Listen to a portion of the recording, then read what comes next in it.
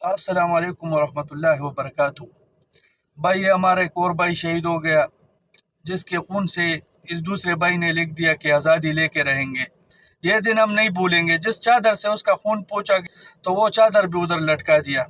تو یہ ہماری آرمی ہے، ہماری نہیں، ہماری تھی آرمی، اب ہماری نہیں ہے۔ جو بارڈر چھوڑ کے پاکستان کے اندر آپریشنز کرے، دہشت گردی پھیلائے، پھر ختم کرے، پھر پھیلائے، پھر ختم کرے، جو انڈیا کے سامنے نہیں ٹک سکتی اور اپنے عوام کے لیے بہادر ہے۔ لیکن انشاءاللہ اس بار عوام نکلی ہے نا، تو تھوڑا محنت کرنا پڑے گا، پاکستان دوبارہ ہمارا ہو جائے گا۔ بھائی پاکستان کا تو ان لوگوں نے کباڑا بنا دیا ہے۔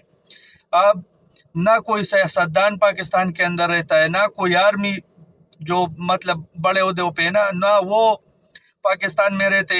اور گولیاں کون چلا رہے؟ یہ سپاہی چلا رہے۔ آرڈر کون دے رہا ہے؟ یہ میجر کرنل دے رہے۔ یہ جو دہشت گرد ہے وہ آرڈر دے رہے۔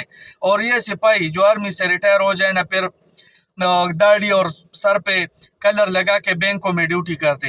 تو بھائی خدا کا واسطہ ہے، تھوڑا رحم ہم پہ بھی کرو بھائی، ہمارا ساتھ دے دو۔